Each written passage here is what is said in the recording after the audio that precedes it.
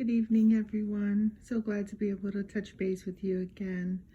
I am very, very happy that we have this opportunity to support one another, touch base.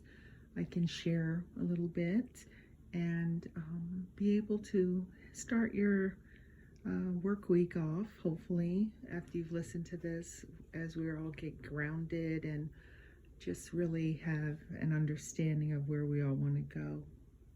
I'm looking at the visual and it looks like my cherry blossom little tree there is giving off a very interesting sort of visual. So I think it's because I upgraded the battery that's in it, and that's what the light, how the light works, and I see these lines, but it's okay. Just go ahead and if you need to, I really just use that so you have something to concentrate on. We could use black screen or I could put a picture, but I just like the cherry blossom because it means something special to me. And as we've had spring come through, I'm seeing a lot of the buds, and that's quite nice. So as I've just experienced this last week, we've seen an escalation. There has been an escalation in the just horrific events that we don't really need to rehash right now. But we know that there's been murders and hatred abounds. We know that there's threats of even more violence, and as a Black person, I tend to live under those kinds of thoughts consistently anyway. But seeing how it's developed right now, I know that something is escalating. The other thing that I've noticed is that there are significant natural disasters in a very short amount of time. Several earthquakes, I believe, in Italy, Iceland, and Japan. And then, of course, the Japan is in the prefecture that had the tsunami.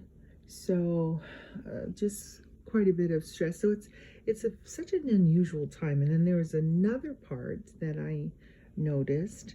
It would be the animals are doing some strange things. I understand that some animals that were extinct have been seen on animal cam, and the scientists are saying, that animal is extinct. What's happening here? And it's reappeared. And I think I believe it was some sort of leopard.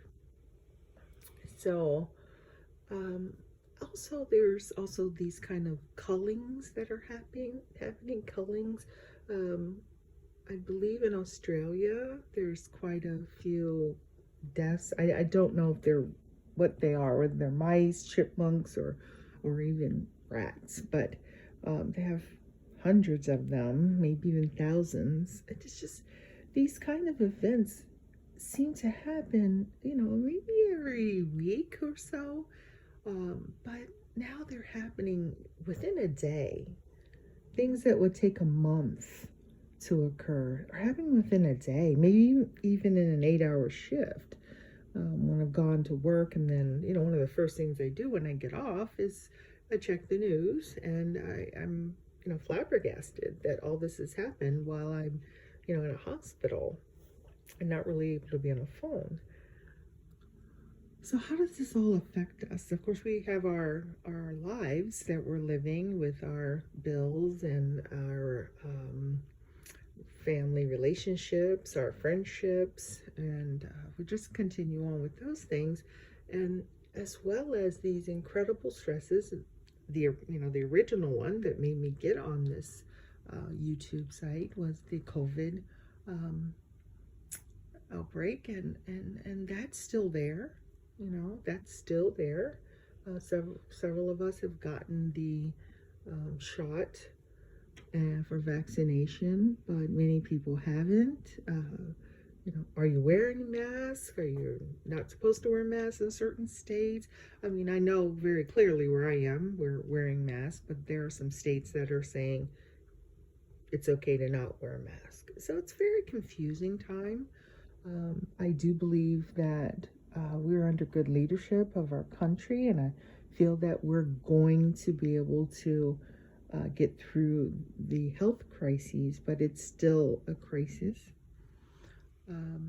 You have thousands of kids down in Miami where they're closing up the beach because they're just acting like it isn't. They've become pretty much cabin fever, and they're just behaving as if we've got to get out. There's no outbreak when there really is a pandemic. So my thoughts are, how are you managing? Specifically, how are you managing? Do you manage through stresses by knowing more information? Does having more information make you feel more anxious? And then you want to hear it in retrospect, or you're not someone that wants to see the news, right there and see it 4 or 5 times. Do you like to read it? Do you want to see it on YouTube? Do you want to see it on television? Then once you've assimilated the information, or maybe I will say, once you've heard the information, how do you assimilate the information into your being? Does it just sit? Does it just sit there for you? Do you immediately dismiss it and go, well, okay, there's nothing I can do about it? And how does that work for you? Or do you assimilate it by introspection, going to sleep, thinking about it all night subconsciously, not really getting good sleep and being restless? We all have different styles of how we assimilate the information that's coming at us fast and furious right now. What I am seeing professionally is that people are starting to present quite a bit more in ERs with anxiety-based disorders, panic attacks. They feel overwhelmed. They don't necessarily get admitted always, but they are presenting with absolute fear, some of them. Fear. And it's important that we know our particular style and we adjust so that wellness is maintained. So for instance, for someone who really, really ruminates, perhaps getting all that information isn't best right before you lay down and go to sleep. Maybe it's when you wake up. You have to, once again, it's always really going to come down to knowing yourself, okay? But it must be managed. And we can talk a little bit more about techniques to be able to manage it. You can put it in a folder in your phone, save the article, put it in a folder, and then read it, when you have determined that's a time for you that you'd be able to really hear the information, assimilate it, and be able to process it and say, that's outside my locus of control. I can't do anything about that. However, I can do this, plan for myself, have a plan for my family, perhaps pray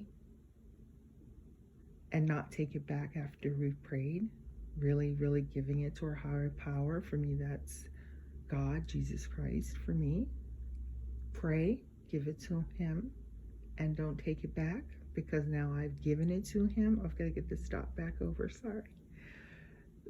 Given it to him, so the faith part now needs to come in. Not that I'm forgetting about it, but I have asked, I've petitioned and asked God what to do or not to do, and asked for assistance. This is the purpose of having a higher power. As many of you know, AA really uses that higher power method and asking to be aware of the things that they can and cannot change. And it's a successful method to deal with alcoholism. And having the higher power really absolves us of trying to be our own supreme being, which is a failure so many times over. For those that are working, because everyone isn't right now, whether they're retired or they're between jobs, for those that are working, another compounded stress. I was talking to a friend yesterday, and she works in the same field that I do. She actually works with me, and we were talking about how stressful it is, at our job. And we just had some downtime, and we cooked and enjoyed the evening. It was lovely. However, it still feels like a steady stream of stress, whether it's just what we were hired to do, but there always seems to be this din of humming in the back of our minds that so much more is going on, that there's anxiety in the air. I really believe that is what's happening as we're trying to assimilate the information from all the other things I already mentioned. Even if you're not busy at the moment, which really doesn't happen much, but even if you're taking a moment, maybe for your break, there still seems to feel an anxiety in there. It doesn't feel like, okay, I'm going to take a break. It doesn't feel like that at all. And we talked early on about continued stress and how that leads to exhaustion, and then absolute breakdown of defenses. Some people just go to sleep at that point.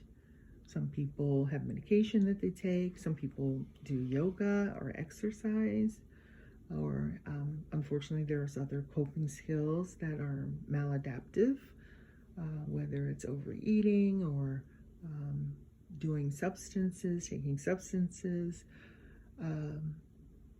We have to be able to manage the stress so that exhaustion doesn't continually rest upon our shoulders. Because after the exhaustion, it just starts right back up again with alarm, resistance first, and then alarm, and then alarm. It's almost like a fire alarm at some point. Do you know how there's the kind of fire drills?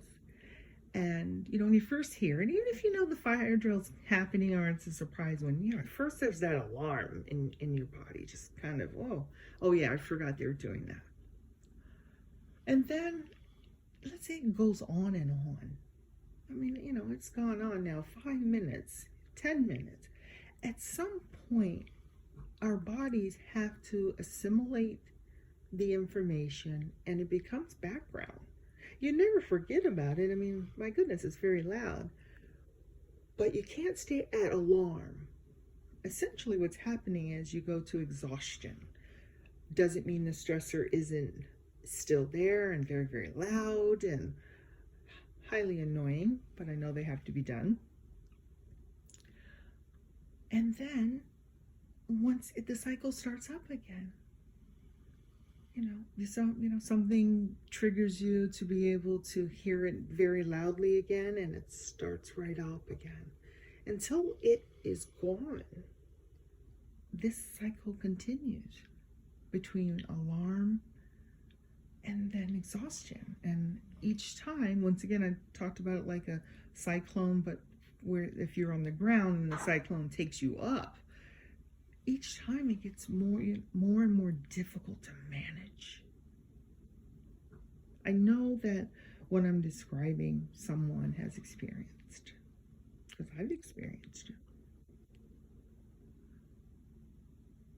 it. It triggered me to get to action, jump in this water and say, there's something I can do. because talking and listening to one another really does help.